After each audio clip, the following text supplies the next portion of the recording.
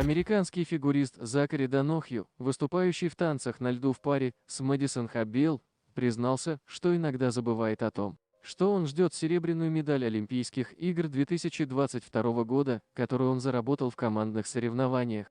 Честно говоря, было несколько раз, когда я смотрел на обновление по делу Валиевой и думал: боже мой, я забыл, что жду медаль. Прошло так много времени. Приводит слова Данохью НРП.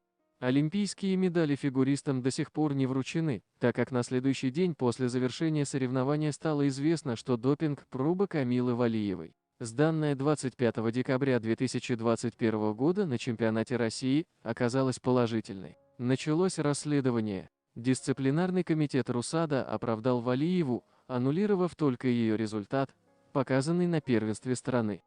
Однако дело передано в КАС. Год назад, 7 февраля 2022 года, российские фигуристы выиграли командный турнир на Олимпиаде в Пекине. Камила Валиева, Марк Кондратюк, Анастасия Мишина, Александр Галямов и Виктория Синицына, Никита Коцалапов превзошли ближайших соперников американцев на 9 баллов и стали олимпийскими чемпионами. Уставшие после долгих соревнований, но очень счастливые, наши ребята дружно взлетели на высшую ступень пьедестала и помахали оттуда милейшими бин-дунь-дунями. Тогда они еще не знали, что никакого золота в ближайшее время не получат. И даже годовщину своего триумфа будут отмечать без медалей. Однако отсутствие наград на руках не отменяет главного: наша команда была лучшей на Олимпиаде. И как они победили, невозможно забыть. Мужчины-одиночники в командном турнире стартовали первыми, и Марк Кондратюк испытывал особенно сильное давление.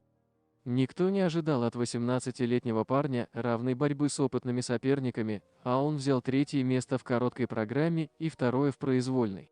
О таких результатах у нас не осмеливались даже мечтать. 2 чистых проката и невероятная харизма Марка прославили его на весь мир и порвали соцсети. Внутри какой-то пожар, причем этот пожар невозможно потушить. Это харизма, которой он окутал, именно его харизма.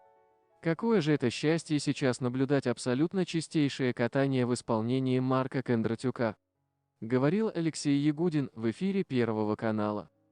После произвольной мужчин на первое место в трендах русскоязычного твиттера вышел хэштег «Мы русские, с нами Марк». Знаменитый актер Бен Стиллер подхватил эту волну и на той же интернет-площадке выразил уважение Кондратюку. Респект русскому фигуристу, который зажег с программой «Иисус Христос суперзвезда». А Алена Косторная настолько впечатлилась выступлением коллеги и друга, что назвала его султаном наших сердец. Сам же Марк все поздравления принимал очень скромно. «Не чувствую себя героем, чувствую частью команды.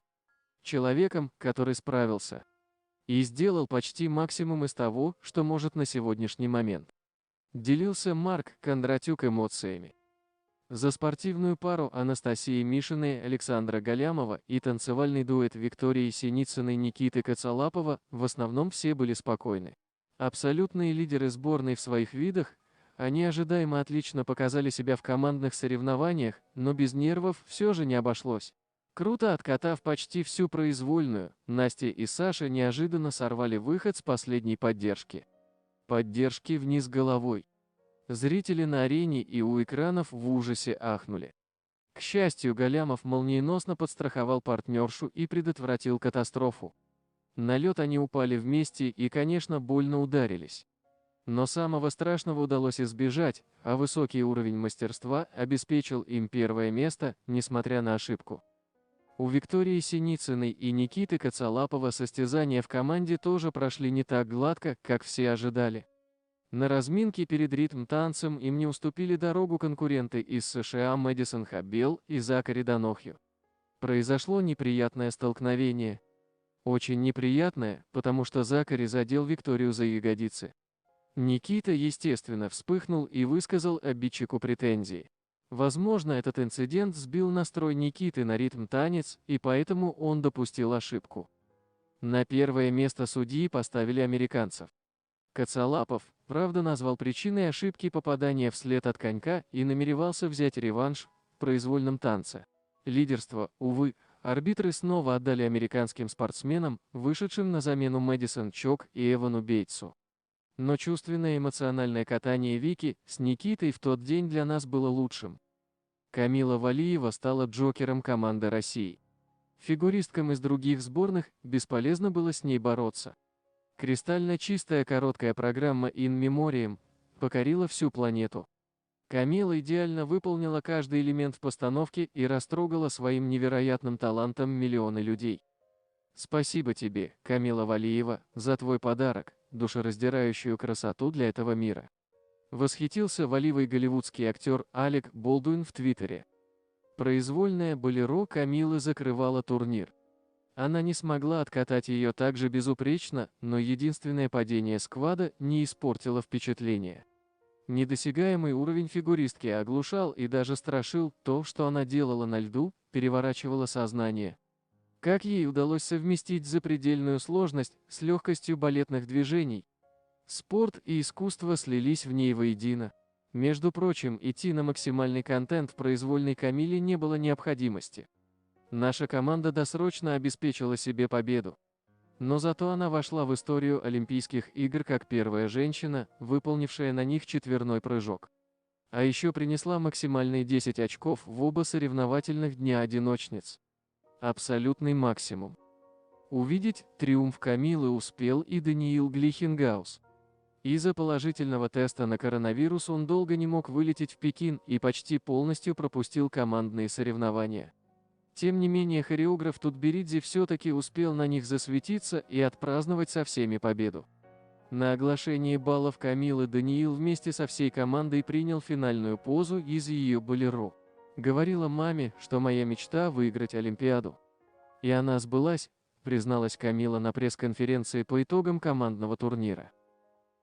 Сейчас кажется, что Камила Валиева, Марк Кондратюк, Анастасия Мишина, Александр Галямов и Виктория Синицына, Никита Коцалапов совсем недавно дружно стояли на первой ступени пьедестала и держали в руках мимимишных бин-дунь-дуней, очаровательных игрушечных панд, ставших символом Олимпиады в Пекине. На самом же деле с тех пор прошел целый год.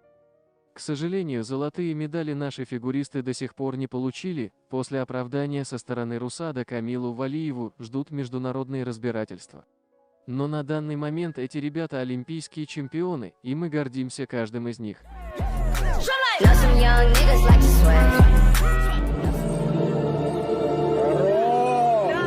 Скрылись как единое целое, хотя у того же Никиты уже были. Поддержка, вот она. Вот.